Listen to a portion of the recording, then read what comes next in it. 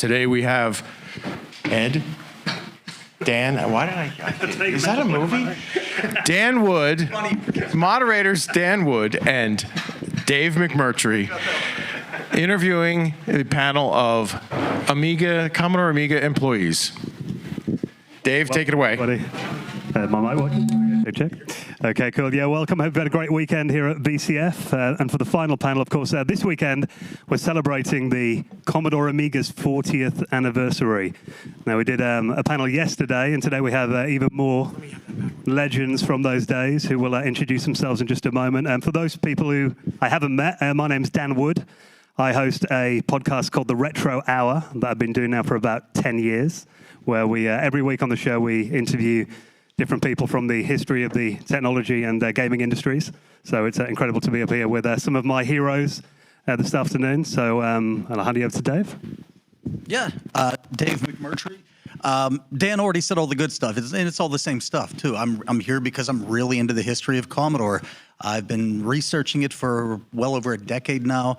So it's awesome to just be here with these folks and see them. You know, you see pictures of them, you get to see stuff they've posted, and now here they are. So I'm really excited about them telling stories and learning a lot here. Anyway, if you want to follow me, at Commodore History on YouTube or www.commodore.international is my website.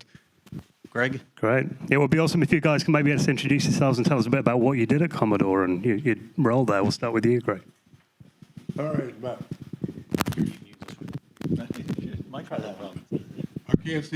I can't see this without my glasses. You know, that's one of the problems with electronics. Is my eyes get worse and the shit gets smaller. It's really difficult. Hold that, please. My name is Greg Berlin, and I started with Commodore in 1983. You were just killing the mics. Hello. There we go. No, that doesn't work. Yeah, great. That works. This one's working. Oh, okay. Is it working now? Working. Commodore engineers, everybody.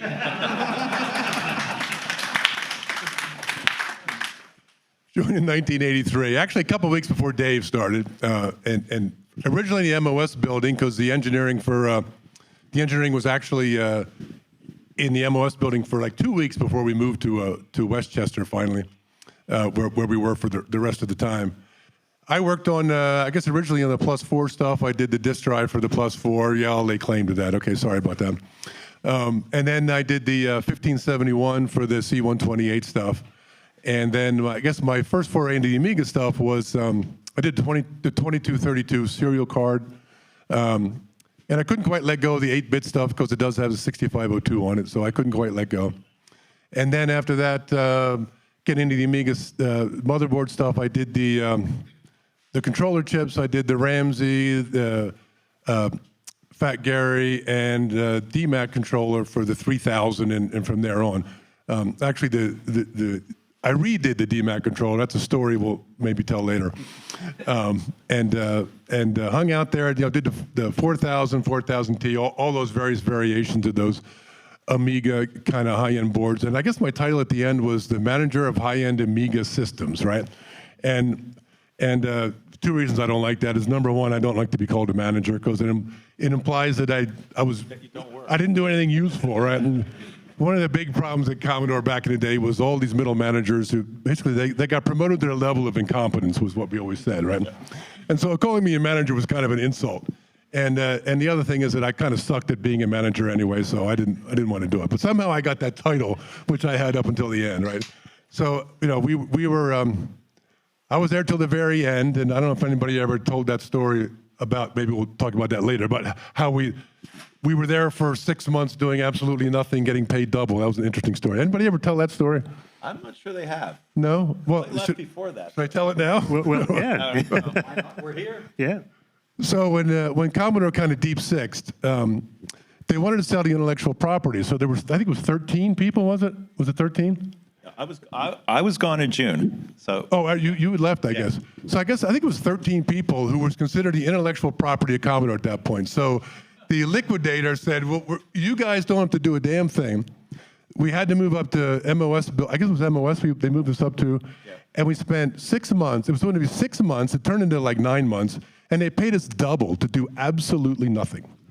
they said, we don't want you guys to leave, so we're going to pay you double. I built a deck on my house in that time. You know, I learned that you don't have to actually go in. You didn't have to go in. There wasn't much to do, right? But you would go in on Fridays to get the paycheck, and we'd all race to the bank to see if it would clear.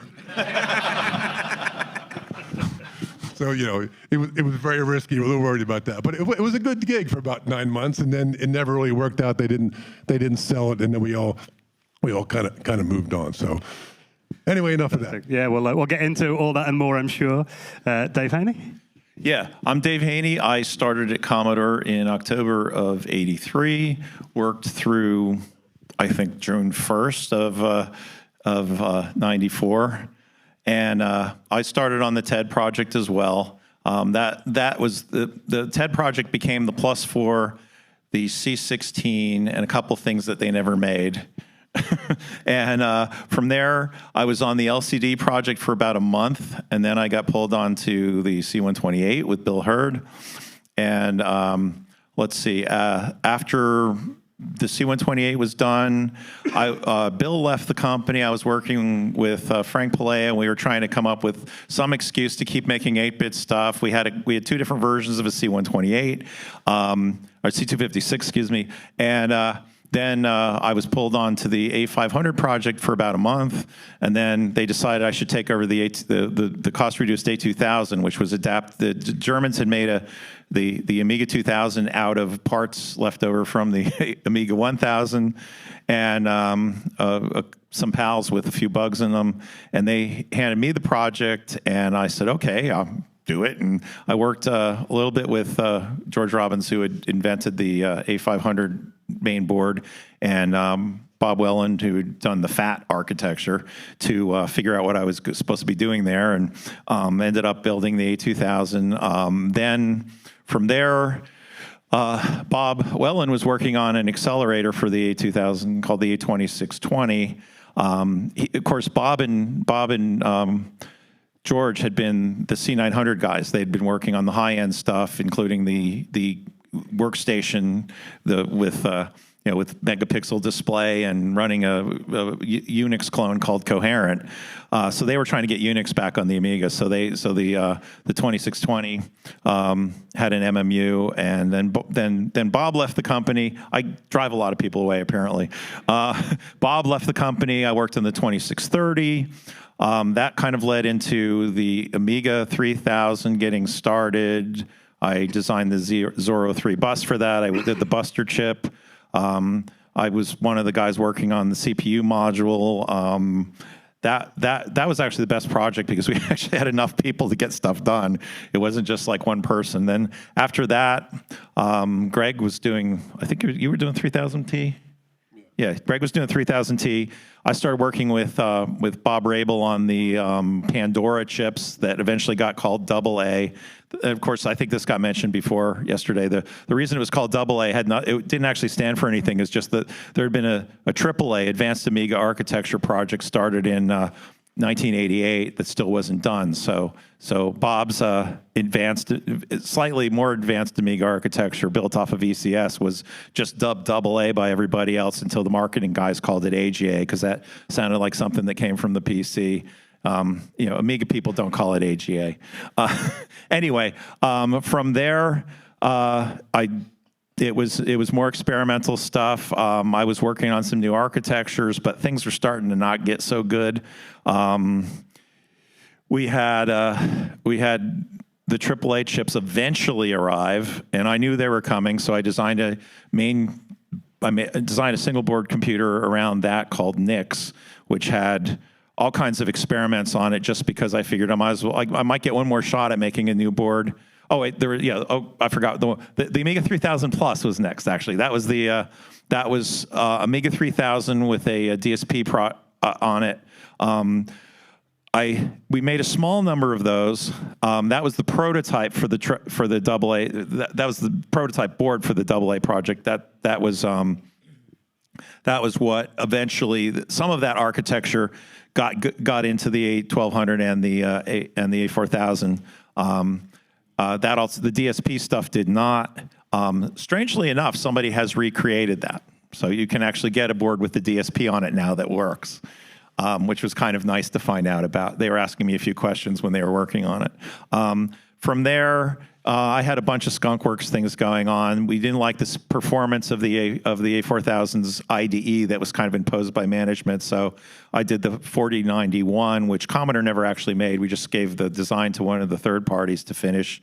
I was working on a thing called Gemini, which is an experiment in multiprocessing for Amiga that Randall Jessup was doing the software on that. That ran into some problems with chip bugs. Not chip process bugs, let's put it that way. I got a new Buster chip in for that only ran at 1/4 speed. And finally, as the sun set, AAA had done some things finally once we were getting our Andrea chip fibbed, and on from there, I was working on a graphics thing before the end of the company, but really just at that point I was just trying to come up with things to keep doing engineering because I didn't want to just sit there and do nothing. And then in June, my friends at Scala demanded that I come and work for them, so I went to work for them. I missed out on the double pay. Don't tell Liz. That was 94. My name is Jeff Bruette, and I started at Commodore in, I believe it was 82, as a video game programmer on the VIC-20, and then moving on to the 64, did Wizard of War. But then as the games group got split up, most of the group went over to engineering, but I went on to work in the marketing group, more from be technical support for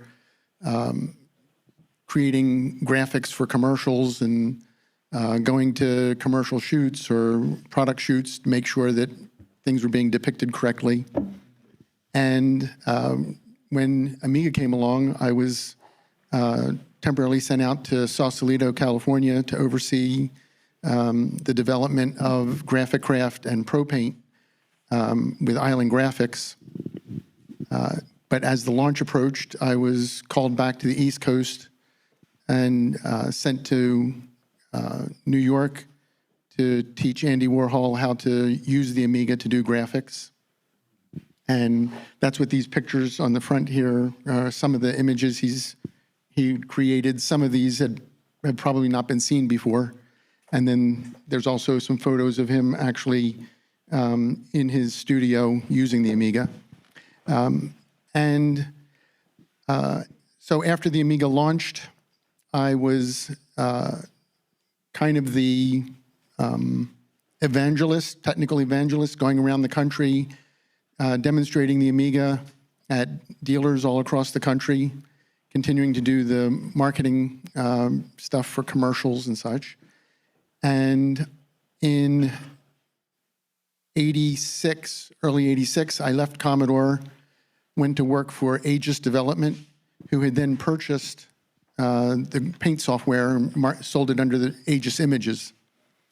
And my time there was pretty short because it had me move to California, and I had an opportunity to work with Steven Spielberg on an episode of Amazing Stories using the Amiga, and decided that I didn't want to work for Aegis anymore. I started my own company doing computer graphics for TV shows and movies using the Amiga.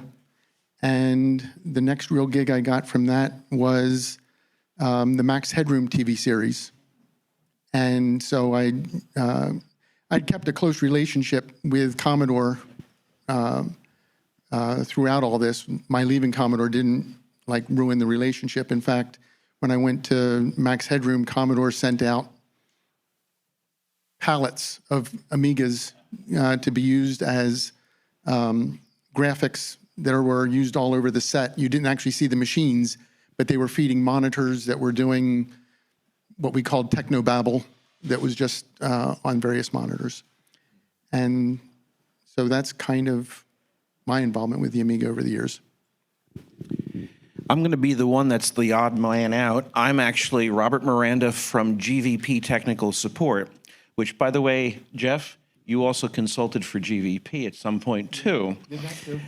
I started in the fall of 1989. I went to a show and asked George Rapp of technical support if he had anybody, if he needed anybody to work for him, because I wasn't going back for my third year of college. He said, yeah, we need a tech.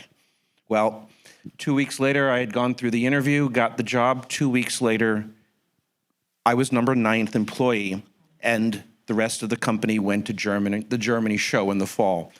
Basically, it was me, a junior engineer, the receptionist, which I think was Jeannie, Gerard's wife at the time, and I think there was one person in shipping, which was, for those people here will recognize Jeff Boyer. Jeff Boyer's father and mother actually worked in GVP shipping. But I came in the era of what would be the GVP Impact Series 1. It was known as the Impact cards, the SCSI cards, and the accelerator, the first accelerators. They were the first ones GVP made. I got to do tech support for all of them, and I was there through the move to 600 Clark Avenue, which was in King of Prussia. We were originally on the main line, right around, right just west of the Paoli train station. And I was there through the March 15th, the great snowstorm we had, the only snowstorm we had in '93, and the first round of GVP layoffs. I was among the first ones to go out the door. I pretty much supported all of the accelerators, the SCSI cards, Series 1 and 2s, serial boards, and I was also the one who ran the GVP bulletin board and was fairly active on the GVP FidoNet Echoes. For the record, all the bulletin board ran on my Amiga 3000 tower on my desk while I did all of my work on the Amiga, and we had a PC system running on a Novell environment, Novell 2 era, and that was running on a 286 or later 386 bridge card. I did everything on the Amiga at GVP. And I'll be honest with you, I ran the bulletin board a few years after getting let go, and I didn't come back to the Amiga until, I guess, the mid-20 teens. And now I actually do some support. If anybody recognizes the Guru ROM from Ralph Babbel, I do support that. And I'm also on the more recent advancements and updates to the Amiga OS. I'm part of their beta team.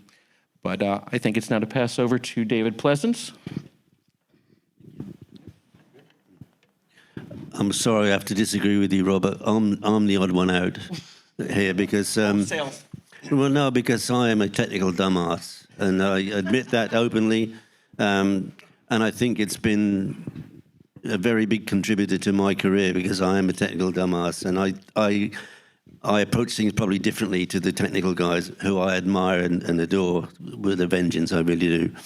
Anyway, I joined Commodore in June of 1983 in the UK, and it's an interesting thing because I was recruited specifically for my retail experience, and I was recruited to sell Commodore PETs into the retail market.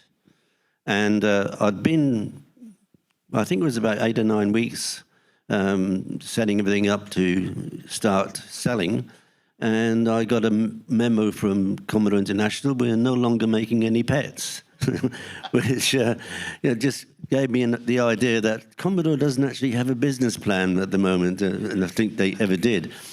Anyway, I was very lucky because the consumer division, which consisted of a sales manager and a key accounts manager, the key accounts manager decided to leave, so I was shifted over to that. So I ended up selling VICs and 64s, which had been released only a few months before. And I guess in some ways the rest is history. Anyway, from having joined as a salesman, in 1990, early 1990, I was made sales and marketing director in the UK as a result of some of the activities that I'd been fairly successful in. But within a couple of weeks, I was promoted again, and I took over as general manager of Commodore Electronics Limited, which probably most of you don't know, was the holding company for the whole group, based in Basel in Switzerland. And they were there because they paid zero tax as a matter of interest.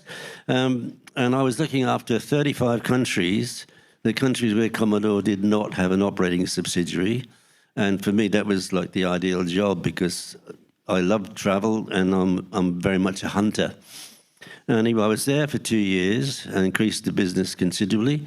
And then in January of 1992, I was instructed to come to Commodore Westchester, Commodore Inc., the sales company, who were actually static. They weren't selling anything to anybody. And I took over as vice president of consumer products there. And I was there just under a year, and then returned back to the UK as managing director of the UK company. So a pretty varied experience within Commodore. And yeah, and that's my background.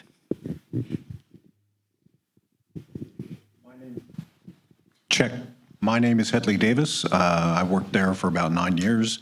I did a whole bunch of stuff. I did the 1351 mouse, which was a really novel implementation to get a proportional mouse on a C64. And then I went over and did a bunch of Amiga stuff with, just a couple highlights was the A3000 was a huge, a product I'm very proud of that a bunch of us worked on. And then there was the Hedley Hi-Res, which is a high-resolution monitor, which I got a lot of help from Dale Luck, who's out in the audience there, making that work. And then I spent the last part of my career trying to cost reduce something made by him. Thanks, Hedley. I'm Don Gilbreath. Actually, my journey with Commodore starts in '79. And I was visiting friends in Dallas, Texas. They all went to work for Texas Instruments, and I just didn't feel like going building missiles. And Commodore had just acquired a display company. And so my involvement early on was in calculators were just winding down. The company was still building digital watches. We actually had a line there in Dallas where maybe 10,000 LCD displays a day were being produced and tested. And those were watches that you would see at Sears and under various names. And we actually started playing with the Commodore PETs initially to use as test equipment for some of the things we were working on there in that division. Solid-state ballast came out of that, some thermostat products which were sold to Johnson Controls. And when they sort of wound down that office, that's when I started starting to get involved with corporate and some of the guys that are along here on the line. And at that point, I'd already sort of been offered some work from our regional sales division to leave an RD capacity and essentially double my salary to come play in sales and marketing for the regions. And so that was kind of my exit from the Texas side. And my touch points with Amiga real quick was at launch, I was involved with some of the apps that were there at the launch, but the last product I was involved with was CDTV, which is what Hedley was talking about. Over. Fantastic. Well, thank you for the intro. I think, obviously, looking at these images down the front, Jeff, I think that will be a good point to start with. Just hearing a bit more about that. It seemed a very glamorous launch, for not really a Commodore tradition to do launch parties on that scale, with Andy Warhol there and Deborah Harry as well. Can you remember a bit more about how that kind of came together and what it was like teaching Andy? Well, it's kind of an interesting story. Like I said, I was in Sausalito and got called back, and I was asked to go to New York to teach this artist that they had hired for the launch, teach him how to use computers to do computer art. And they told me his name was Andy Warhol. I had no idea who that was. And I was actually kind of irritated that they didn't hire somebody that knew something about computers to begin with. And so as I was getting my things together and so on, I talked to my office neighbor, Eric Cotton, and was telling him where I was headed. And he said, and who's the artist? I said, his name is Andy Warhol. And he seemed rather enthusiastic about that. And I said, what makes this guy so special? And he said, well, he did the Campbell's soup cans. I took it at face value and thought that meant that he designed the labels for the cans in the store. So I went up to New York and went to his studio, and I still had no idea who he was, didn't realize. I was actually more excited about the people that would stop by. For example, Rick Ocasek, lead singer from the Cars, would come by, or things like that, and I was really impressed with that. And but I spent time with Andy. He was very interested in using the Amiga, though he was very forgetful. We would go through what the left mouse button does and the right mouse button. We'd break for lunch, come back from lunch, and he'd forgotten which button did what. But he eventually got comfortable with it. But then I got the day of the launch event, kind of an interesting story.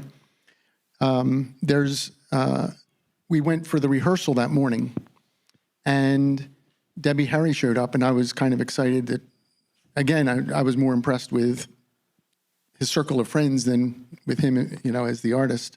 But so that morning during rehearsal for the launch, went through the whole demonstration, and there was some press there. ABC was there taping so they could have some footage for the news that night, because the launch wasn't going to be happening until after the news aired, but they wanted footage for the news.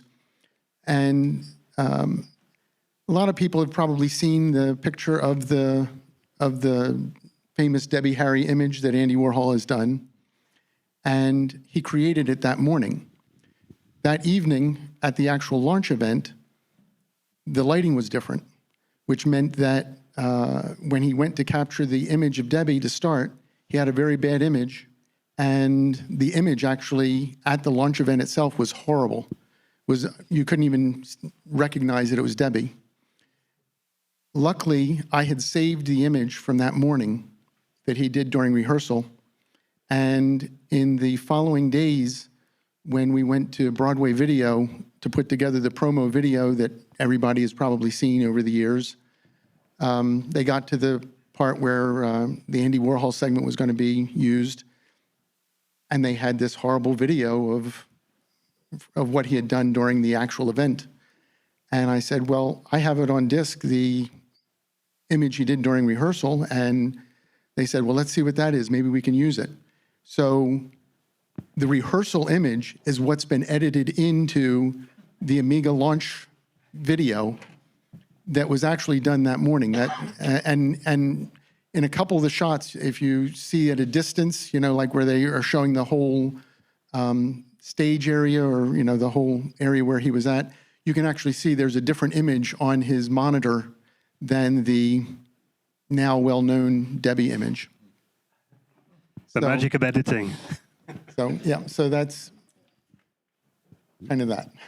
So, Jeff, when you did your intro, and really when everyone did their intros, I started realizing we don't need to be here because you told great stories. You left one thing out, though, Jeff. You went through the Max Headroom part.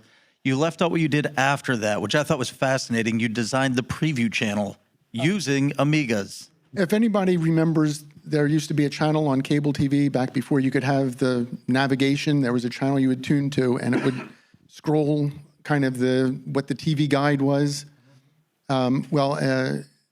After I left Commodore, and another software engineer, David Berezowski, left Commodore, he went to a company called United Video in Oklahoma, and was developing software for them for that channel.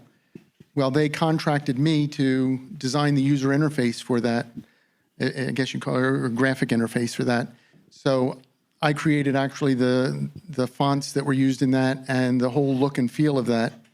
And that was actually done on an Amiga. Every cable head end around the country actually had their own Amiga that the guide information would be downloaded to, and it would actually produce that. A lot of times people would tune to the channel and they would see the Guru meditation on that screen. And gentleman here named R.A. Weissman, Weinstein, he is the now the keeper of all things preview channel. He actually had a setup here and was demonstrating it throughout the show. So yeah, he's kind of like making sure it never dies.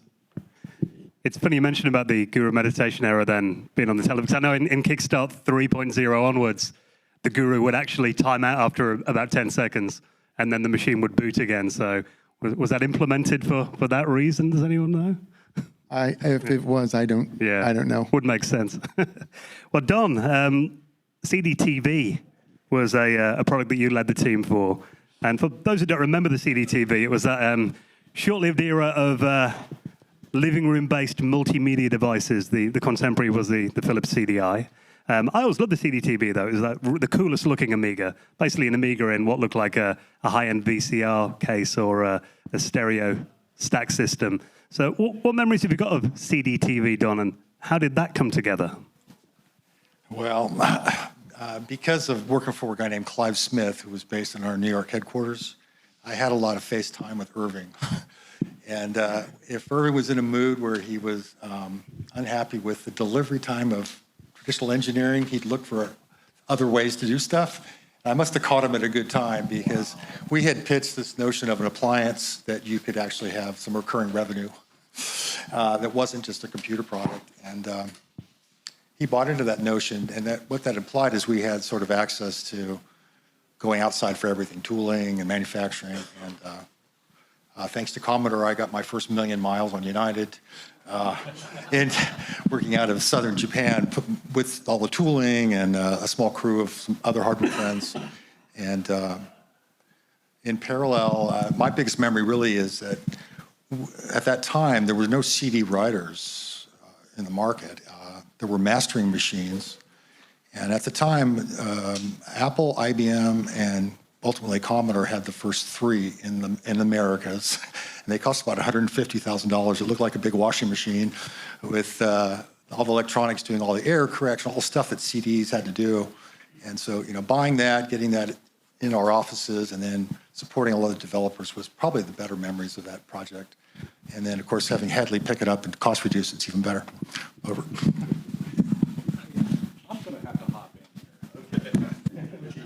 So Jeff Porter and David Haynie and Greg Berlin and a bunch of us were in engineering. And this guy was kind of in the skunk works. He was the skunk works. So management would come to us. And one thing Jeff was really good at is he could work out a schedule. He would tell you how long it was going to take to deliver something and deliver to that schedule precisely.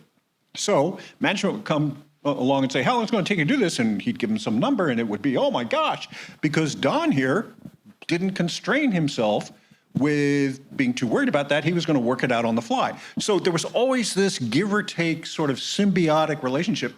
We would have never had CDTV had Don not said, I can do that in 6 months.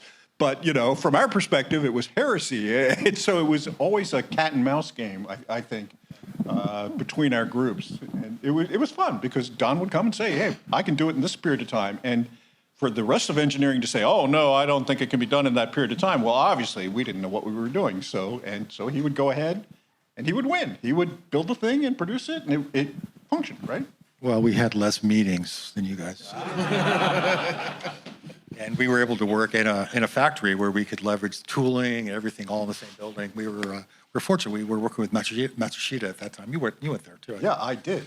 And it was amazing to see custom tools parts come out every other day. And it's like the CDTV had like 200 tooled parts in it at that time, including the CD mechanism. And the only thing I'll add to that is even to this day, where I'm also employed with a small company in Pennsylvania, I still have the same role. I still am kind of this. As Haynie will attest, because I work with Haynie now. Which is what got you hired there. Oh yeah, thanks again. Probably, thank you. Over. It's the visionary thing. So, Don, a follow-up on that. While you were working on the CDTV, Commodore hired Nolan Bushnell, the former founder of Atari, and they gave him a fancy title. I think it was like General Manager of Consumer Interactive Products. What was he actually doing on the CDTV? What's the term you used, Hedley? Camera meet. Camera meet. Yeah, so he was paid as the kind of the spokesperson. I mean, he was, father of gaming from Atari. He didn't have too much active role in the product development or the titles, but he was there for important, launches, and he was the face.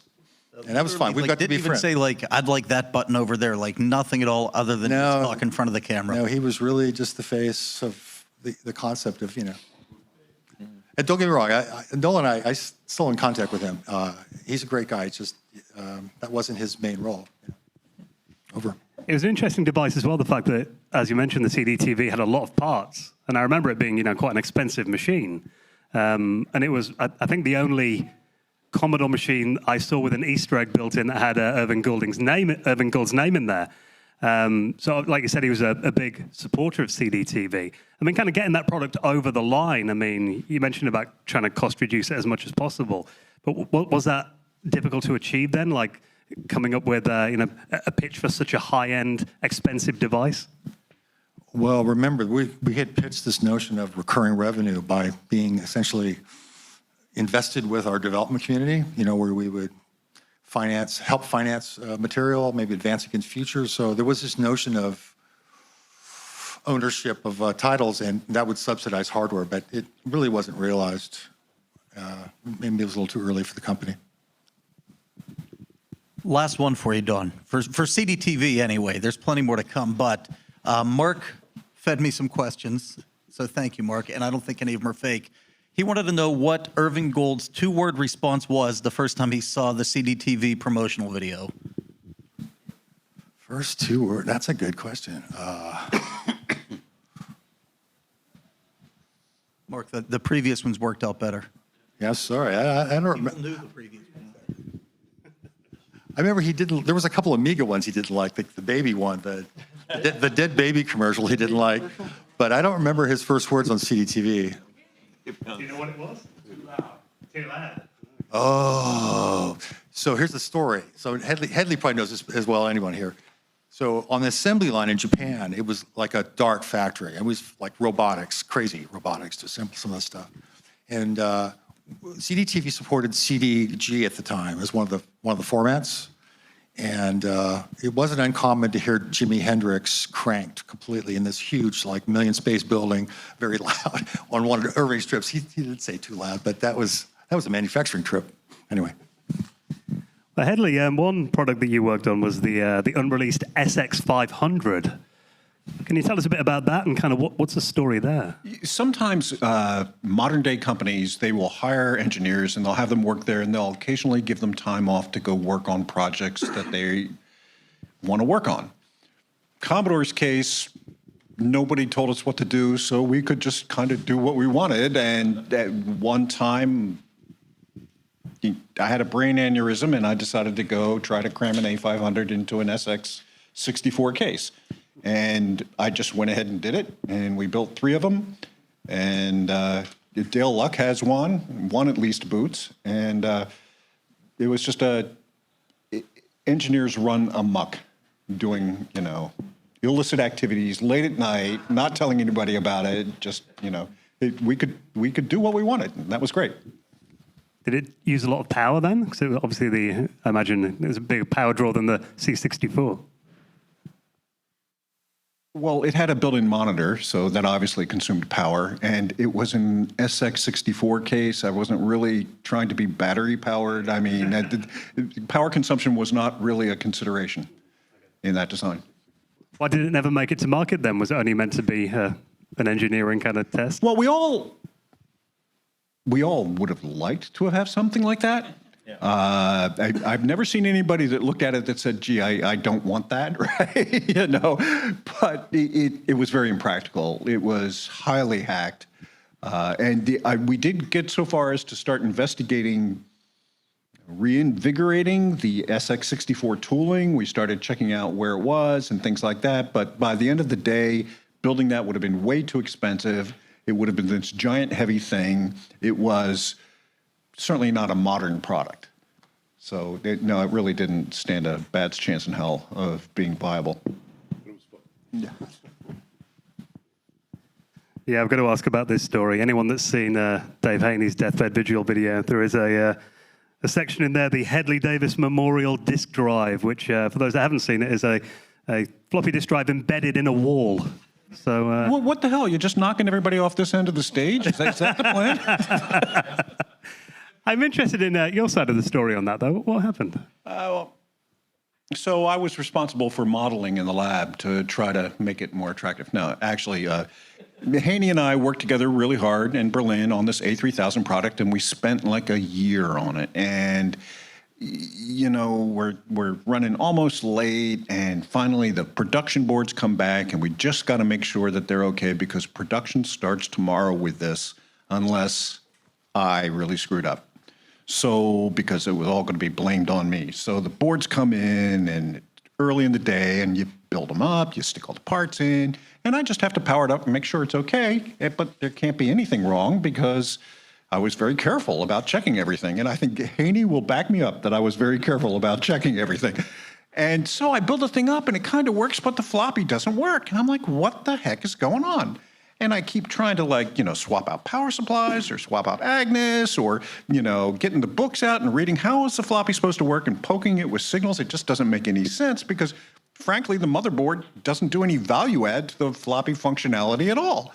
And so, you know, I spend all day on the thing, and I'm starting to get upset, and it's like 10 o'clock at night, and I'm pulling my hair out, and I can't quite figure it out, and more hours go by, and finally my brain goes, you know, you've been using the same floppy drive the entire time. I wonder if that might be the problem.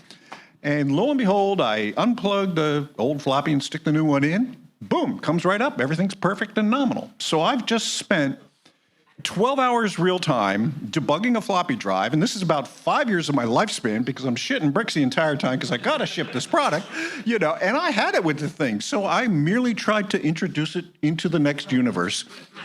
And it went through, and the wall stopped it, and I thought, fine, I've had enough, I'm going home, and that's the end of the story. Except, the next day, this kid named Bryce Nesbitt shows up, and he sees this floppy drive sticking out of the wall, and he says, that's funny, and he puts a frame around it with my name on it, right, you know? And the whole purpose of this is to mock me inside with my good friends teasing me about this damn drive. But, you know, finally, the story's over. Except, this guy here comes through with the video camera and does his deathbed vigil video thing on there. And then it gets out there, and then this new thing called the internet came out. And then I go to a job interview, and every job interview I go to, they whip this out and want to know about my anger management problems. So I am just, it's terrible, absolutely terrible. So that's the story. So there were other things from the deathbed vigil that we learned was there were legendary Friday lunches, I believe. Greg, did you want to talk about those? You can borrow my mic. Some of it I remember. Well, we had a core group of engineers, and a lot of other guys would tag along, you know, but those people kind of were different. But there was a core group that had to go every Friday afternoon. There was a Mexican restaurant bar pretty close to Commodore called Margaritas. And it was me, Dave, Bill Hurd, He was there. Fred Bowen, Bob Russell. Anybody else for the primary one? It was kind of, we all had, those were the core people, right? And we go there about 12 o'clock and come back about 4 or 5. And yeah, we do a little bit of drinking while we're there. And it's funny, as Commodore first started, it was like a little tiny biker bar. And as Commodore got bigger over the years, they added on and they added on because Commodore employees spent a lot of time there and a lot of money, right? And yeah, we get pretty plastered. And so, but most of us, when we go back to the office, we were smart enough to go to our office and shut the hell up. Right, hide because you know, but management knew what was going on. It was kind of accepted thing that you know the engineers get to go and get drunk on Friday afternoon. But all of us, except for one person, were smart enough to go into their room and hide, or go into their office and hide. And anybody who knows Dave Haynie, who's talked to Dave Haynie, knows the more alcohol that goes in, the more noise comes out.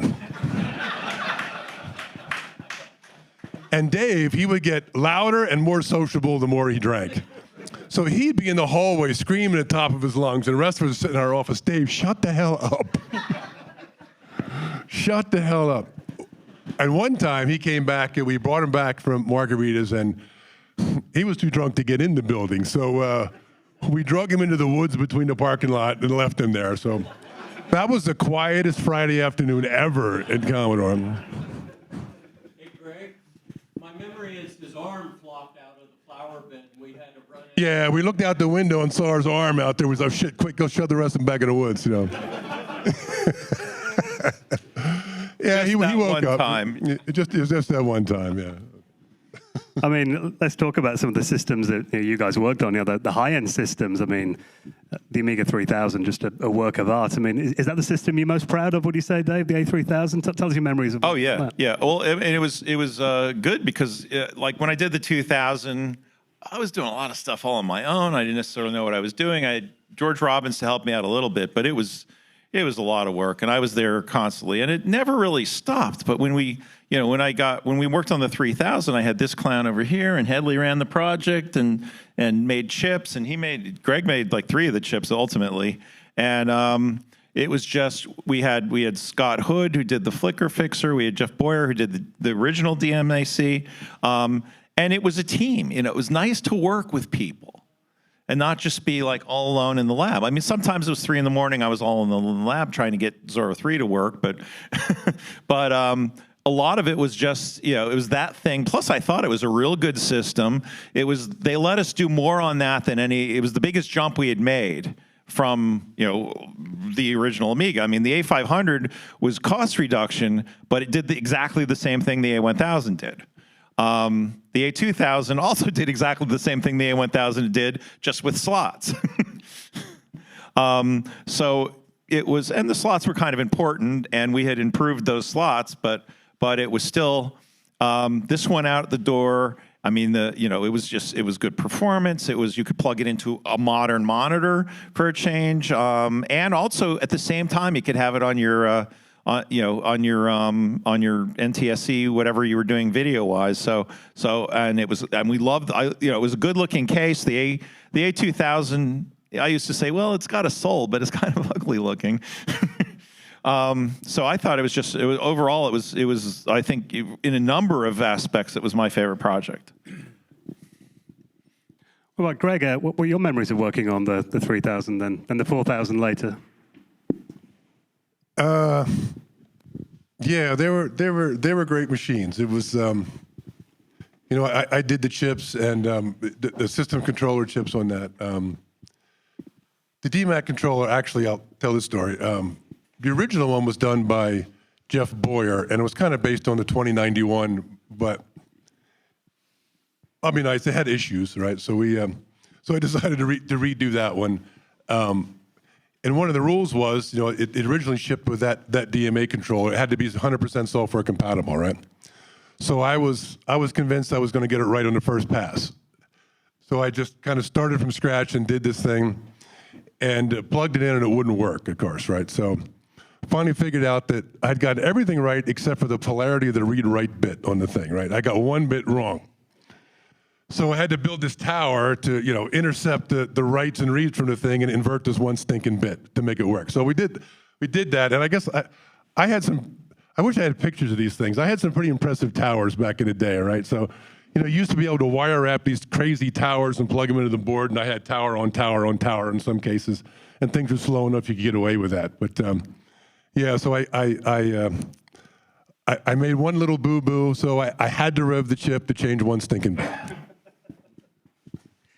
Well, you mentioned, Dave, about the IDE interface in the A4000, and I know the development of that system was a bit challenging in many ways. I mean, were the compromises made? 'Cause I know there was the A3000 Plus that kind of came between the 3000 and the 4000. Well, the A3000 Plus was basically something I started after the A3000.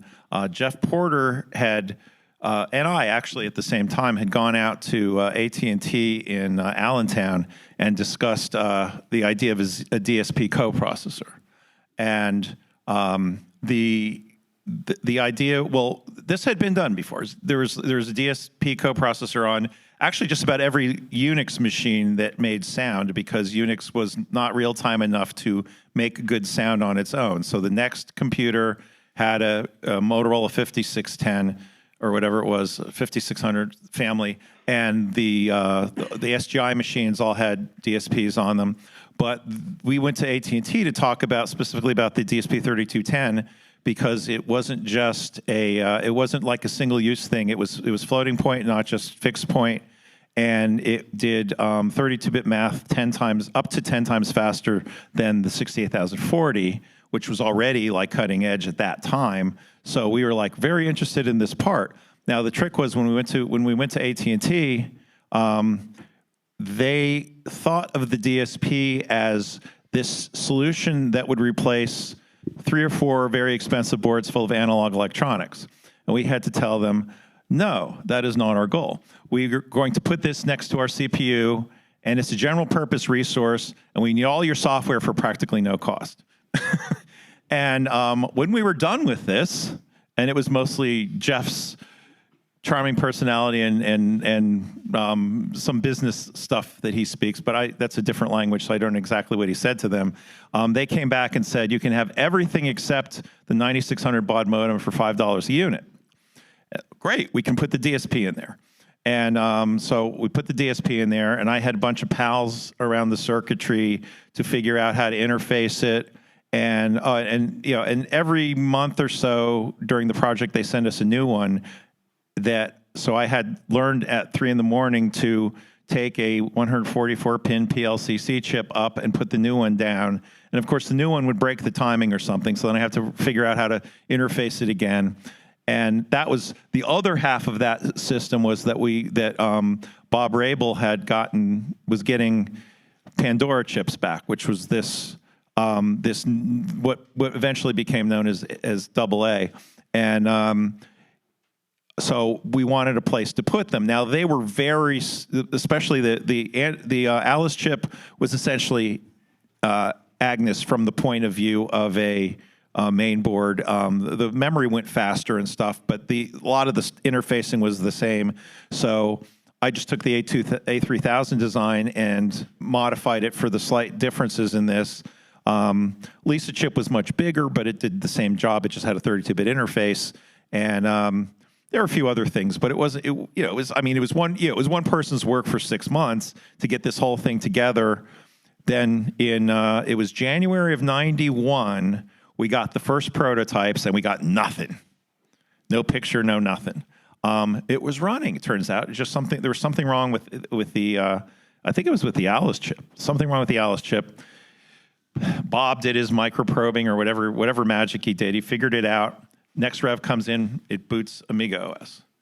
The DSP stuff, so Greg was revving the DMAC Rev 4 at the time, and I said, are you using that IDE interface? And he's like, no, we're just using SCSI.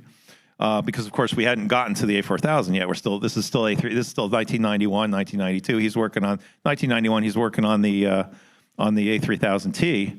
So I said, I want those pins, and I said, I'll design something and just hand me a data bus and a couple address lines or something, and you don't even have to worry about what it does. And so we did that. But I think we ended up getting it on the wrong data bus or something like that, so it didn't work. So then if I wanted to make a DSP board, I had to put some of the same PAL stuff in there and hand wire it, and it's a lot of wires. So I made one for Randall Jessup, and I made one for Eric Levitsky, the two guys who were going to be working on the DSP software. And it came up and it ran. And I had one for me, but that one had some issues, and I was still waiting for some software to try some other stuff. So I had two. The other thing is I had two audio codecs connected to the DSP. One was for regular 16-bit stereo in and out, and the other one was for phase-corrected 15-bit mono to do modems with. So we'd be able to do 9600 baud and probably even faster, but AT&T didn't have a faster modem yet, so we didn't know if we could go faster than that. But the idea was we could do both of those things built in. It was a lot of analog electronics. I found some parts, little mixer chips used in car stereos controlled by I2C that would allow us to mix Amiga audio with this audio. There's a lot of stuff. It was pretty good.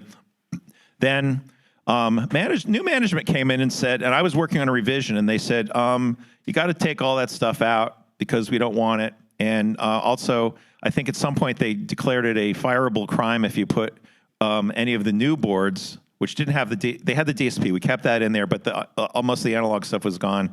If you put any of those new boards in an A3000 case, because there will be no A3000 Plus, stomp, stomp, stomp.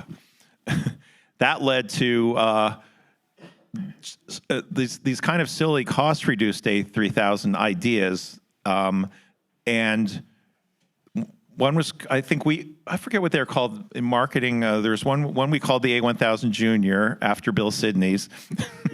The IBM PC Junior guy.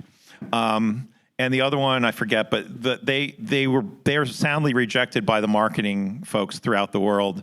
So that's when they came back to us and said, how quickly can you get a AA machine together? And Greg's like, 3 weeks. No. But that's how the A4, so the A4000 grew out of that. It had we had SCSI, of course, everywhere up until then. And those had cost reduced, take a lot of stuff out of the A3000. They weren't putting the AA chips in. So the A3000 Plus had been sitting there for a while as the only AA. I mean, A3000 Plus had been sitting as the only AA machine for a while. Fortunately, I think the A1200 people got a little bit better deal out of it, and they got to that was a more important machine anyway. But and then I guess part of it was that we didn't get to put some of the other improvements in there. So during the A4000 part, this guy we had a guy Scott Schaefer who we hired with 68040 experience before the 68040 even came out, and he'd made there was a 68040 card at the A3000 introduction with I think 128K of L2 cache on it, and it was like really designed. The Unix guys were all over that to make it special. We wanted to show it. All of the engineering guys, we'd been testing it. It worked. We wanted to show it to the world at the A3000 launch, which was in April of 1990. Excuse me. April of 94 was when Commodore ended. Slight difference. And so we had this 040 card there, and Motorola said, no, you can't show an 040. And we said, please. And Jeff Porter did some magic, and they said, yes, you can, but we will hand deliver a golden 68040 that apparently does everything right. And some of the ones we only had prototypes at that point. So we had this whole thing that we got that like an hour or something before the show. And I might be exaggerating a little, but it was right before the show, plugged it in, it worked. And then some management somewhere said, no, you're not going to show it. So you remember what you said to Schaefer about that, about making the cheap one? No, I do not. Oh, Bill is the cheapest 68040 card known to mankind. So that's what we. So that's kind of how the A3000 Plus pieces, because of course all of the AA stuff that went into the A4000 had already been worked out in the A3000 Plus. Greg did all that work. I was barely on the A4000. The one thing I did was I know I worked a little bit to make sure the Zorro 3 stuff worked, because the cheap units were only Zorro 2, even though they were A3000 clones. And he just sent me some picture of some wires on there that go to the Buster chip and said, it must be Haynie. I'm like, yeah, I'm sure they're me, and I'm sure it had something to do with that, with getting the Zorro 3 to work, but I don't remember exactly what they were. And also, I think I did a tweak to so that the audio would mute, the internal speaker would mute when you plugged a headphone in. The rest was Greg, and maybe Scott. Well, question for you, Robert. Obviously working for the legendary GVP, Great Valley Products, who made some incredible Amiga third-party accessories. Do you remember what the relationship with Commodore was like? So I have read in certain places that sometimes Commodore kind of viewed third-party equipment manufacturers as almost competition. What was that from your perspective like? There was, yes, there was some, we'll call it rubbing, if you wanted. We, of course, we had Gerard Bucas, who was part of Commodore Engineering at one point. And then for a little while, Jeff Boyer moonlighted at GVP to make the A3001 cards and do some refinements on the original Impact cards, the SCSI cards. Every once in a while, Commodore would realize that their dealers were stuffing A3001s inside of A2500s. The O20s were out, then the O30s. Well, where's Christian? Yeah, Christian, you knew very well that you could pull a 2630 card out and drop a GVP accelerator in there, and the customers were happier because they were doing ray tracing and they wanted all the power they could get. And we had something that was more powerful at that point. So yeah, there was rubbing. We were always a value add product. Commodore would have a memory card. Commodore would have a disk controller. Commodore would have an accelerator card. We would combine them together to be value. We wanted to be able to sell. And in the earlier days, we weren't as good as the A2091 when it first came out. But then we were right up with them with the A2091 and the Series 2. We had a little bit different technology on the DMA card, but if you put them up on the benchmarks actually today with the fastest SCSI cards, I can tell you that the A2091 is a fraction, in some cases, faster than the Series 2. But if you drop it into a stock 68,000 system, we were ahead of everybody else. And for the masses that had A500s, that was one of the most useful things in the world. Oh, you can run high-speed disk drives in these things and get all kinds of performance out of it, and it's a 7 megahertz machine. Yeah, incredible devices.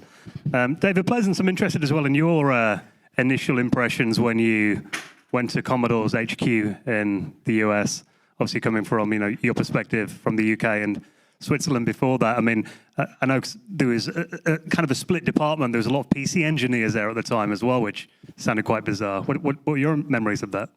Yeah, I'm a believer that without R&D engineers and such, we haven't got a business. So the first thing I did when I went to Westchester was to go and visit the engineers.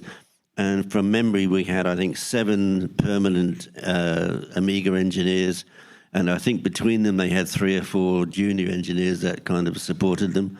But we had 40 PC engineers in 1992, which, at any time in the world, in the history, you'd never want to manufacture or design your own PCs in 1992 when you could get them out of the Far East for tuppence, basically. But that turned out that Mary Alley had recently hired Bill Sidness, who, as I think it's been mentioned before, was the man behind the PC Junior, considered to be the world's biggest flop in history. And he'd given 40 jobs to his mates. That's why, which I found really astounding. But at the same time, Mehdi had recruited a new head of manufacturing. And this guy convinced Mehdi, that for the new CD32, we should have our own factories in the Philippines. Now, I thought to myself, this is really strange because Commodore was doing no business whatsoever in the Far East. We weren't selling anything to anybody.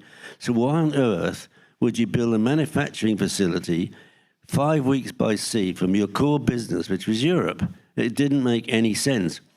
It turns out that this guy, I can't even remember his name, to be honest with you, had previously been working for a company in the Philippines, and he had a mistress there. So he convinced us to put all our resources in there because he wanted to visit his mistress. And that's a true story, which is unbelievable, but it's true. So, David, following up on that, when Commodore went bankrupt, you were one of the people, I guess you led an investment group to purchase the assets of Commodore out of bankruptcy. You were unsuccessful, and we know history tells us how it did turn out. What would have been different if you had been successful in acquiring it? I'd be rich. Well, I like to think so. Yeah, well, for those people who don't know the story, I mean, basically, Colin Proudfoot was my co-managing director at Commodore UK in the dying 18 months or so of Commodore.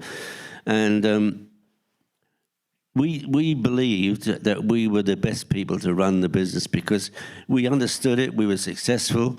The Commodore UK was the strongest subsidiary of all, and to prove that, because Commodore Business Machines UK Limited was not part of the bankruptcy because they were our own company, we lasted 14 months after Commodore's own bankruptcy. All the other subsidiaries went pop very quickly afterwards. We were buying their stock and continuing. Anyway, we recruited Coopers & Lybrand, who were, and still are, part of one of the biggest accountancy firms in the world, their management buyout team. And we raised $50 million, which, I mean, it's very impossible to do today, let alone all those years ago. And that money was formed by one guy represented three wealthy individuals, and two wealthy individuals themselves, who between them, they were delivering $25 million. And the other $25 million was coming from a Chinese manufacturing company called New Star Electronics, who up to that point in time had been ripping off Sega Nintendo products into China and obviously not paying any royalties. And they'd been told by the Chinese government, you've got to get legitimate. So they were going to form a 50% partnership with us, which would have been perfect in terms of your own manufacturing in China at the cheapest possible, and they were a partner in your business. So it just made perfect sense.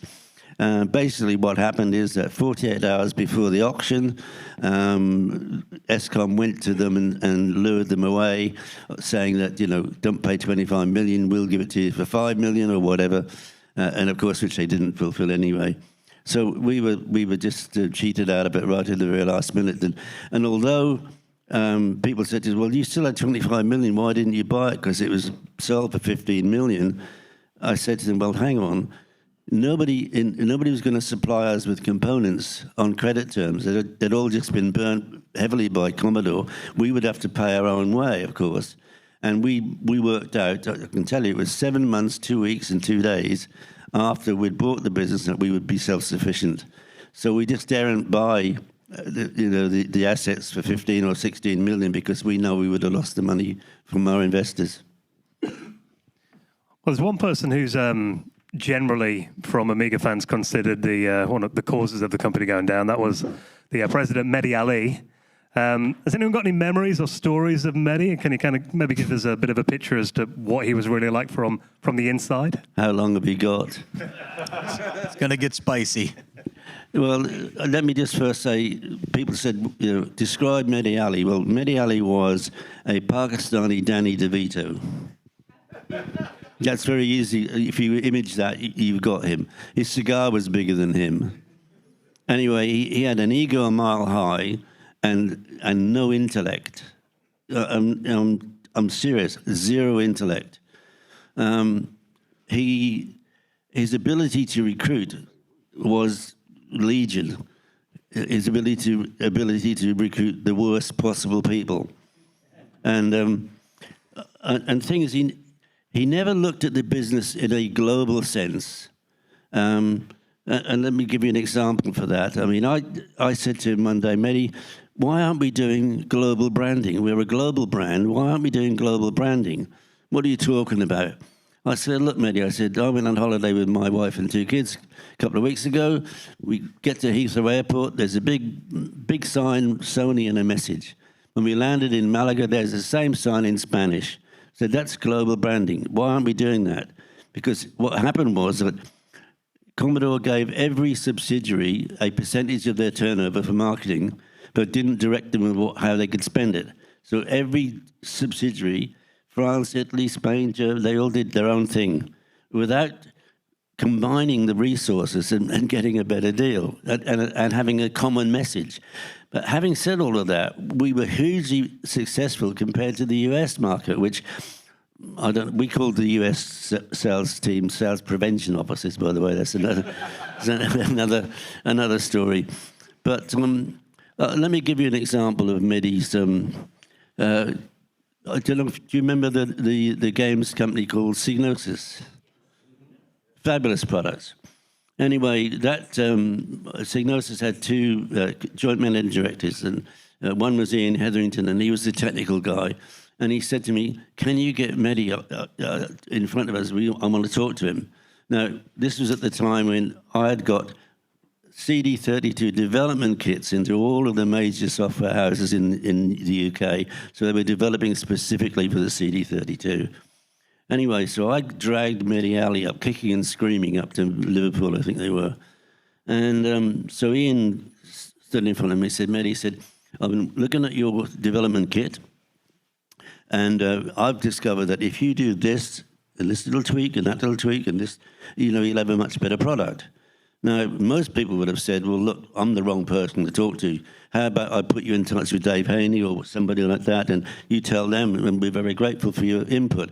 Instead of that, he got the ump. He thought he was being talked down to because he's a lack of intellect. And he got really angry, and I had to drag him away, kicking and screaming. I'm not kidding. It was awful.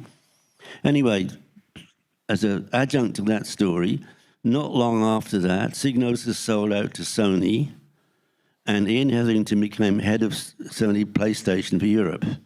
And he was offering us that technology for free. And that's what happened with Mehdi Ali.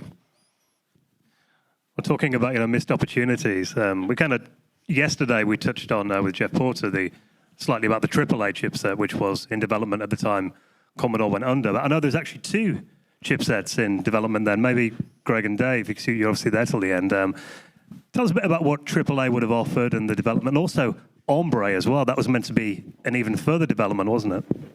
Yeah. So somehow I wound up being the guy who was getting these chips from the chip guys and trying to make them work on circuit boards. So AAA was a set of 4 chips. Andrea, Monica, Daphne, and who was the other one? Anyway, it was a display chip like Denise, address chip like Alice or Agnes. Mary was the one. Mary was the ports chip like Paula, and the other one was a line buffer. And the idea was that you had graphics being prefetched from a graphics bus, line buffered, and then put out on the through the display. The idea being that you could build either 32-bit or 64-bit systems. You always had a 32-bit chip bus, but you could have a 64-bit graphics bus. You do 64-bit fetches. It supported both regular page mode DRAM, and it could do long bursts, not just simple bursts like AA can do. And it could also support the old-fashioned VRAM. Not the stuff they use on the videos today, but the kind that was dual ported, and it had you'd have new copper functions. You had 256 colors built in. There are also some interesting modes as well as like ham. Let's see, there's ham 8, ham 10, chunky ham, because it could also do chunky pixels in all the different modes. It had a thing called hybrid pixels, actually 2 different versions. It was like hybrid and half hybrid. I don't remember exactly what the differences are, but it's sort of like a localized color palette, like when you take when you're making an MPEG before it's, kind of after you take an MPEG, you convert it, you do a DCT on it, then you low pass filter it, then you convert it back, and you've got kind of this localized palette that might be a little bit different than the next one. But that's where you get those lines in low bitrate MPEG. But the idea is that you've restricted color to specific regions of the screen, and that's what it was doing. So the idea was it was going to make it tricky, but with the right software, you'd be able to like pre-compress full motion video before things were actually able to do that the way we do them today. It had 8 stereo channels, I believe in 16-bit with panning, so you could run them right or left. Let's see, it had a 4-operand blitter. I don't remember all the details. It had floppy up to 4 megabit, like whatever that comes out to be, like quad density. It was 4 times as dense as regular Amiga floppies. And there was Wait, the 288? what? The 288 format? Oh no, one more than that. Okay, so like 5? Yeah. Yeah. Well, I don't know if floppy drives actually existed. That was just the way the hardware worked. We couldn't. There were reasons we couldn't test much of this stuff. It had. Let's see. There were. Oh, what did you have? Oh, there was an interface that was a high-speed serial for. You could use it for CD.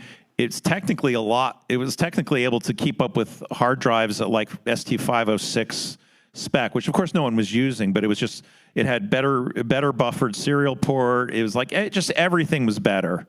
It was also going to be kind of expensive because it was 4 chips, but that was basically the state of the art then. And we were limited. We were getting them made at Hewlett Packard, I think, but they were limited to 144 pins each. But that gave us a whole lot more space than we did in the previous generation. On the board that we built, I was testing ideas like one thing it missed was a phase lock loop. So I had built this weird because you could have different pixels. It would support 4 pixel clocks at the same time, and it could smoothly you line by line you could change pixel clocks, which is one thing the frame buffer did. So you'd still have, even if you had, how if you got a VGA monitor and you change resolutions, it probably jumps, because it takes a long time for the single phase lock loop to catch up. But if you had 4 phase lock loops or even 4 pixel clocks, you could still do screen pulling like we do on regular Amiga. So they were really thinking about this stuff. It was a long time. So I ended up building a thing where I had a couple different basis clocks, and I had some pals that could make fractional versions of those, and they were fed into each of those. I was testing out a network. At the time, we were playing around with ArcNet chips and an RCA jack, and basically what you do is you get a good impedance-controlled 50 cable, just like you're using for digital audio, and connect your machines, daisy chain them together. And the cool thing about that was it's an RCA jack, so it's got a switch in it, and when you pull the plug out, it terminates. So we were going to have like a 2.5 megabit per second network built into each of them, and it was pretty cheap to do. And chip RAM was on a module. It was probably would have moved to a DIMM, but I made it a module so they stuck up straight, and I could debug both sides of the board. And that allowed you to have either DRAM or VRAM. Those are just, that's kind of the implementation part of it. The board itself was not made for production because it had headers for my really expensive logic analyzer all over the board, so I could save hours and hours of time trying to clip onto a particular signal, because every signal you could possibly imagine was available on at least one of those headers. And where did we go with it? Well, the big problem was that there was a bug. There were a bunch of bugs. We had to get Andrea fibbed, which is a focused ion beam edit. They zap it to change something on the chip, like to destroy a transistor or whatever. I don't know exactly what they were doing, but basically it didn't work properly in either page mode or VRAM unless you fibbed it, and then it was fibbed for one or the other. So you had to have different Andrea chips to test it, different video. But the big problem was that the output buffers were stuck open. So we couldn't tri-state on the chip bus and talk to the other chips. Had I known this ahead of time, I probably could have put some buffers in on the board, but this was not the time at Commodore to say, I need to rev this board to be able to use these chips, nor was it time to say we're going to spend another, I don't know what it was, $100,000 or $500,000 to get a revision of the chip made. The problem was without the ability to basically read from the other chips or have them write certain parts of the, like write to DRAM or whatever, we weren't going to be able to get very far with it. We did have it up. It was running displays. I think I was the first one to get a display up, and I couldn't make it work. It was going nuts. And I talked to the chip guys, and I forget who it was. One of the guys came in and started writing AREX scripts, and eventually figured out that the LUT was kind of scrambled. So if you took a bitmap and ran it through this filter he wrote, then you'd get the right colors on the screen. So it was a Rev 1 chipset that we'd waited a long time to have, And that was largely because Commodore just wasn't going to spend enough money on engineers to get this thing done in a timely fashion. The other problem, of course, is that in modern chip design, a lot of companies, I think NVIDIA kind of led the industry on this. They simulate the crap out of stuff, and they just keep testing and testing and testing in simulation before they put out any silicon. And then they also have the advantage a lot of times of the silicon's out, and they change the spec rather than fixing the chip. Yeah, that's the whole bug to feature thing. I'm not sure any of you have ever run into that, but It's not a hardware problem; it's a software problem. Yep. So anyway, that was. Well, yeah, so that was AAA. Ombre was the thing that Dr. Ed Hepler was working on, which was completely different direction. That sort of took the good ideas from Amiga and reinvented a completely new chipset. He wanted to make 2 chips, and if you just took the 2 chips together, there's a graphics chip and there was a computing chip, and that could be an entire standalone game machine. But you put those on a card, and what you have is you have a PA RISC processor as your graphics processor. And I think probably in a year or so after, well, who knows, because it never got made, but it probably would have eventually been a single chip. It was connected over PCI bus. You could actually add a second processor to it. There's one of the companies out there, Toshiba or something, made a small, fairly low cost PA RISC chip. But the idea was you had the golden operation of this was it ran in 16-bit color. 16-bit pixels. It's not 16-bit color. 16-bit pixels. You could have 4 simultaneous planes. The PA RISC had a bunch of new instructions that Ed had written for like video functions, like add with saturate and subtract with floor. Or whatever that's called, and it had 3D instructions built into the instruction set. So it was a completely next generation thing, and actually kind of pointed in more in the direction, since he was really building like an early GPU in 1993. I don't know exactly when it started, 92 or 93. And he kept going on it. In fact, who knows? He might have kept going on it after Commodore. But because I know Dr. Ed, we've had a few discussions over the year about, have you ever built this? Have you ever built that? I could never get my company to agree to do some of the stuff we wanted to do with him. But unfortunately, brilliant guy. I had come around to believing in PCI bus, and when I first talked to Dr. Ed about Ombre, he's like, "Yeah, we're using PCI bus." I'm like, "Oh, yeah, I don't care if I didn't invent it. It's the direction you want to head in." Of course, now it's PCI Express. But anyway, it was definitely it would have been a big jump for the direction of Commodore. And the one thing it would have given us is, at the very least, at least a little time with a competitive game machine, which I think might have been an important thing, considering how much money some companies have made from competitive game machines. Can I jump in here? Because I realised I didn't answer the question you asked me about what we would have done had we run the company. And I can tell you that Ombre formed a very, very major part of our plans, because at the time when Colin and I were doing our due diligence and seeing what it was we were going to actually bid for, I got Dr. Ed Hepler, I warned him to show me what he was working on. And he cobbled together in software and showed me. And I have to tell you, it was mind-blowing what he showed me.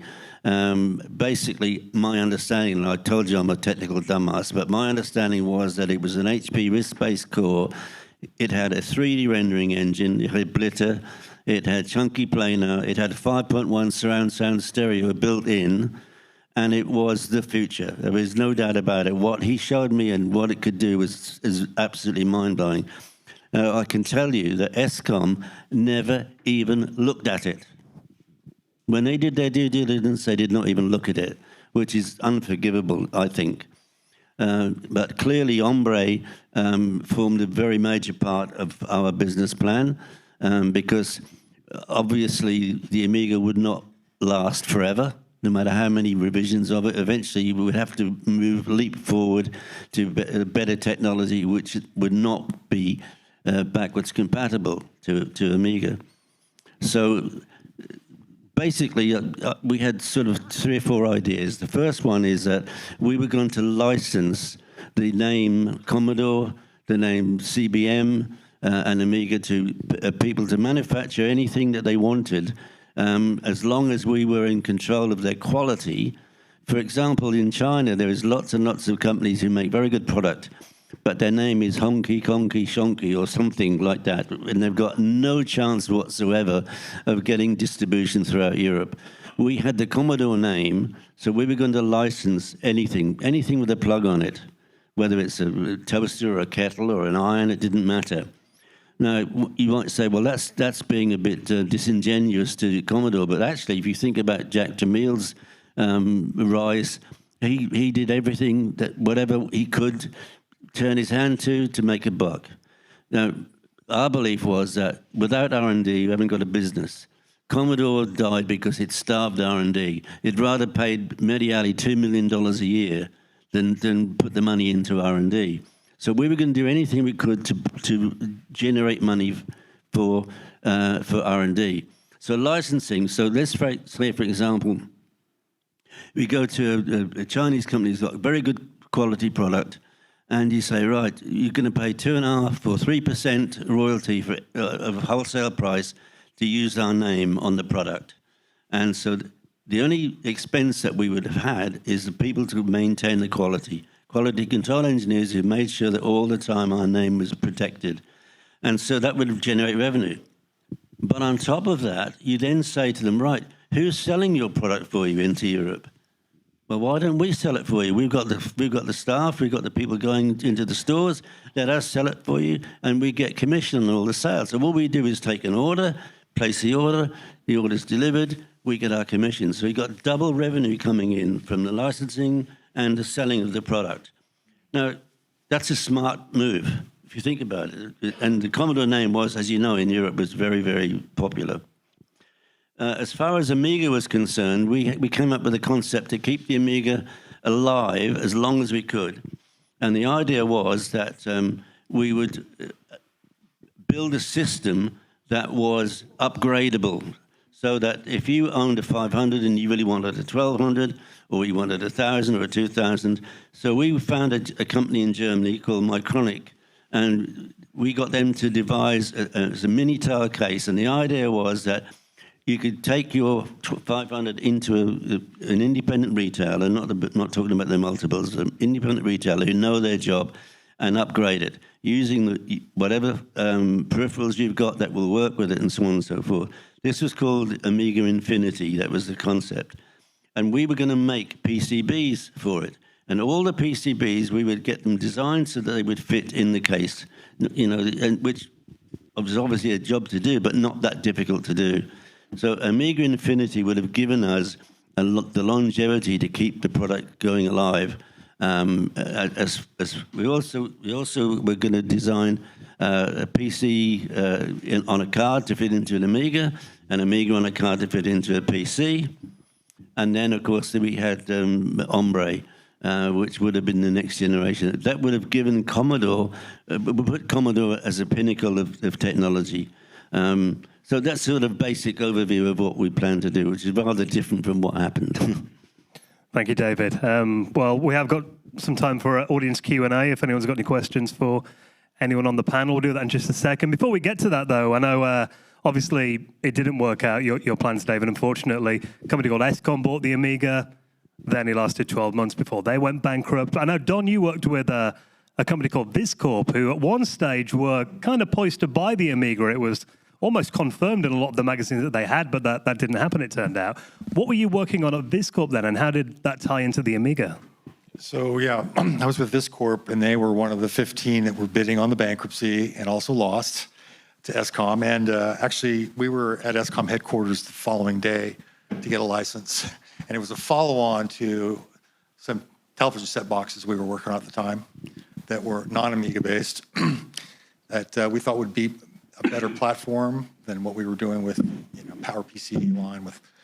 And Viscorp was, one of those micro-cap, publicly traded companies that was trying to use, fluff money to try to acquire stuff. It was essentially, but they did finance the German group. They kept them alive for a while. Commodore Germany, that was kept Petro going, those guys for a while. But yeah, it didn't work out at the end of the day. But we did have some prototypes, and they were kind of a CDTV part 2, but more, satellite data over RF and other means to get data to the system. Awesome. Well, thanks for that. So if anyone's got any questions now for our panelists, put your hand up. We'll come over with a wireless mic.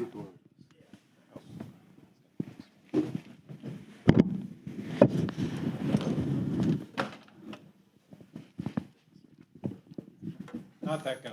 No. Okay. Oh, okay. All right. I'm not gonna actually heckle you guys, but so this is part of the Amiga 40th, reunion celebration, and so there's another celebration going on the West Coast in August at VCF, Amiga 040th, and I've in order to generate some funds for the effort out there for the Amiga 040th, I've brought along some original 1986 Monterey Developer Conference posters. Excuse me.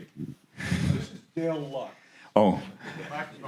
The original Amiga designers, responsible for the graphics subsystem of the Amiga, and sort of one of the people that all of us up here, or most of us up here, have to thank for having the opportunity to work on Amigas. So thank you, Hedley. And so let me show you what the poster looks like.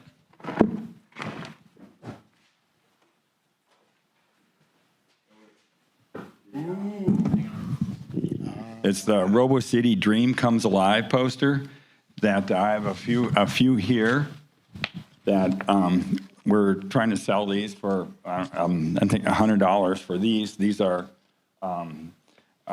they're original printed in 1986, and so if anyone would like one, they're $100, and all the money goes to for funding of the Amiga the 040th thing on the West Coast.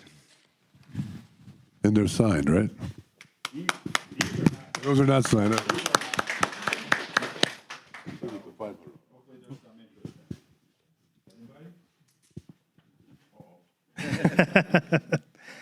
Any more questions from anyone? Let's put your hand up and we'll run over. Yeah, who's messing with my tripod?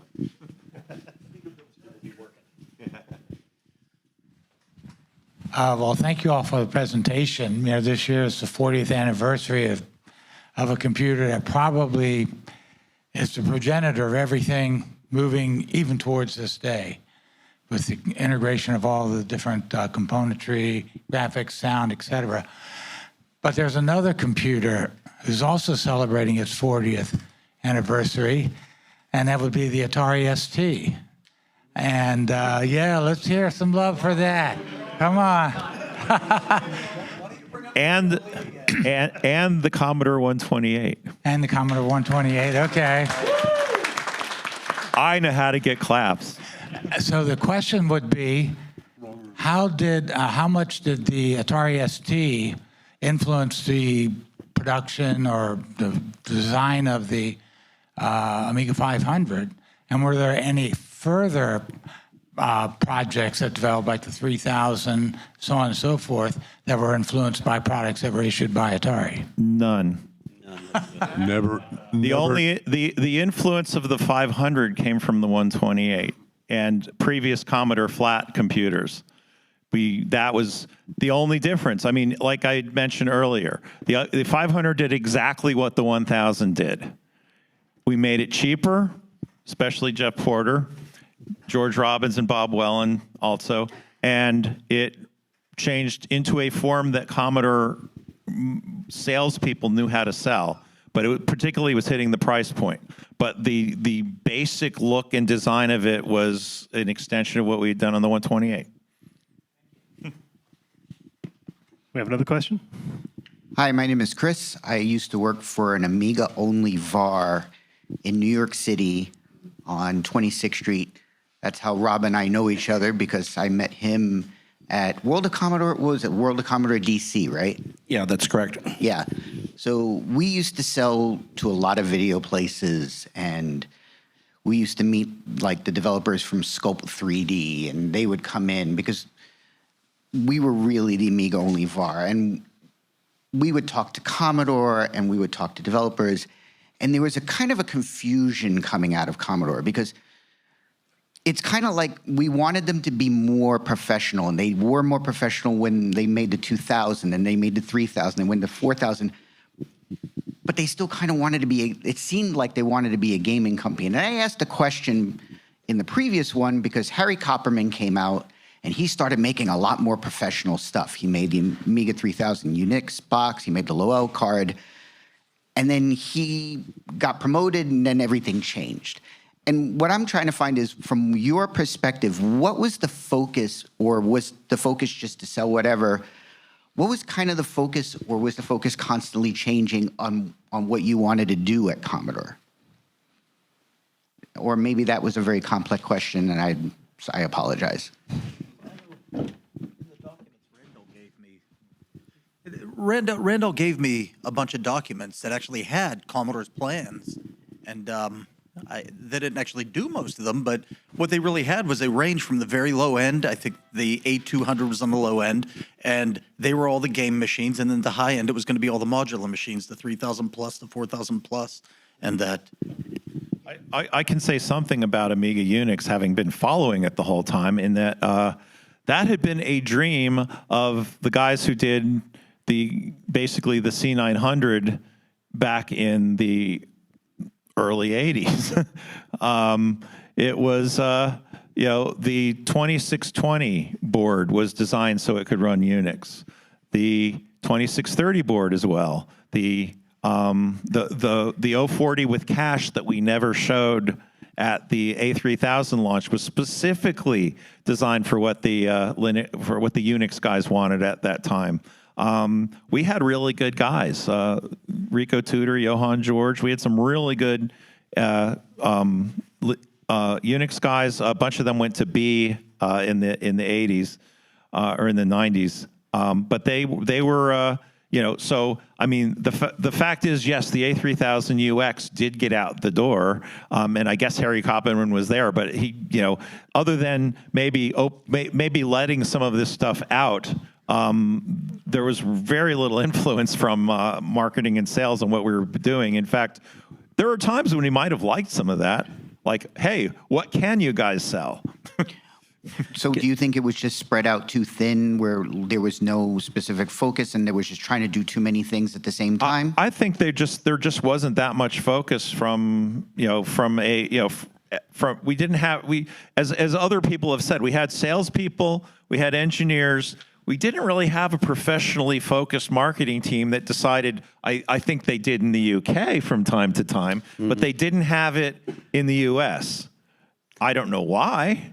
I mean, I understand when Copperman was there, they were trying to come up with 4 different marketing divisions to sell to government, education, business, and consumer, or something like that. But I don't know if it ever really did anything. I mean, it certainly wasn't like they came to any of us or, went to Jeff Porter and said, here's what we want. And he came to us and said, okay, change your plans, dudes. We're going to do this instead. It was basically, we built, I think Jeff Porter said it yesterday, or somebody did. We were building our own toys because we were the target audience for a certain class of people who were who were using computers at home. And that was gamers, and that was nerds. And and video people too, because there was a lot of that. The fact that Amigas did that was the thing that we were trying to keep going. I think there's a simple answer really to this question, and that is that Commodore never had intellectually qualified management who took an interest in the business. I can tell you absolutely for certain that, the 12 and a half years I was with Commodore, and we were very successful, never once did anybody ever come to me and say, what does the market want? What features do we want? What price point have we got to meet? They never once even asked about it. And if you've got a management team and you've got fantastic engineering people who can develop anything, but they're not directed, or they're working on a project that somebody comes in and cancels with some other idea which didn't make any sense either. It's down to the management. However you look at it, that's my opinion anyway. Got a question, Mark? Oh, I just wanted to point out, you were talking about the liquidation of Commodore, and they left some money on the table. I don't know if you've heard this story, but the patents were eventually sold. I forget the chain of how it went, but they ended up at Gateway, and then Gateway had a major lawsuit, and the patents were used to settle, the Amiga patents were used to settle a $500 million lawsuit. So there was some value left on the table. Can I just do a bit of self-promotion here? You've asked about what happened to Commodore's patents, IPs, logos, and trademarks. I've got a trilogy of books called From Vultures to Vampires, which will explain the whole thing. I thought it was going to be one book. It ends up being 3 books because there is so much in there. You will not believe some of the technology that people were working on using Amiga technology, which never got to market. And it's a mixed bag story, but you'll find it very interesting. I promise you will, if you are interested in that. Have another question? Up, Bill. We're standing here 40 years after the Amiga was released, and as I walk through this amazing show, I see incredible projects. I see like new motherboards. I see new Commodore 128 motherboards, new Amiga motherboards, A500++, new 4000 motherboards. During the show, someone took the chips off an Amiga 4000 and put them onto a new 4000 motherboard, a beautiful black one. Amiga Rochester did that, and I'm just blown away by like all these amazing projects that are happening here 40 years after. I'm wondering how you guys feel about that, and if any of you are using any of these incredible new products. I just want to say it's incredibly joyful to be in the surroundings of people like all you fans here and everything. I mean, who would ever have believed 40 years on that we now have a community which is vast around the world. I mean, trust me, I travel as much as I can, and this community around the world is unbelievable, the loyalty. But it's all down to these guys at the end of the day. I mean, let's be honest about it. Without what they did, many people would not have the careers that they've got now, whether it's starting with the 64 or the 128 or the Amiga, whatever. And I think that's a testament to what these guys did, under very difficult circumstances, I might add. What do you think of the current Amiga scene, Dave? Well, I should say I have at home, I have an un-Amiga, I have an Amy board in a case, I have an unconstructed one of the Re-Amigas, a 3000 that's just sitting there waiting for me to put chips on it at some point. And I have a Vampire 4 standalone.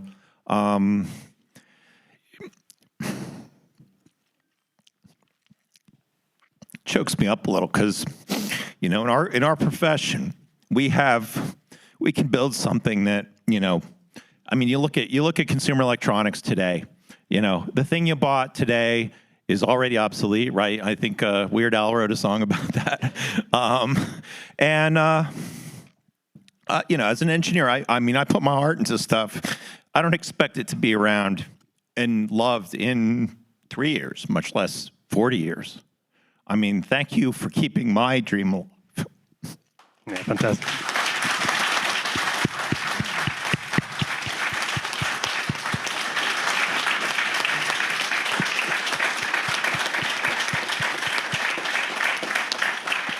I had a question that was posted at the World of Commodore that happens every year in the first week of December up in Toronto.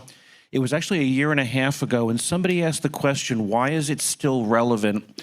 And the actual answer, after some thought, I came up with is, this is probably the last, I guess, series of technology that you can actually understand, that you can understand from the component level and understand basic electronics and produce things that work for you. You can understand the different levels of what's going on, and you can program software for it. it's relevant to all of us. And now I guess you could say a lot of us now have some money where we can buy the things we really wanted in these machines. We can afford it for a change. A lot of people's families have now moved out of the house. We have some money in our hands if the economy hasn't killed you. And it's now we're reliving our dreams, the dreams we had when we were 20, 25, 30, 35, maybe more. It's now become our play. It's our toys. We can now play with our toys in real time. Fantastic. Well, I think that's an awesome note to end on. I just want to say one thing very quickly. Going to lots of these events, as I do, obviously most people who go there are sort of younger than me, but middle-aged people. But those that go and take their children, you should see what happens when the kids are sitting down and they're playing on a 64 or an Amiga 500. They don't want to leave. They are being introduced to something completely new. And the reason, I think, is that today's games play you. They take your money. But when you sit down on a 64 or a 500 and you play a game, it is your efforts and your energy that gets you rewarded. And that's such a feeling that these kids don't have these days. And I'll tell you something, I think that chokes me up. I think it's amazing. And that, I think, is the heart and soul of why this brand of ours has been so successful, because that effect it had on us at the time when the product was released. And long may it live.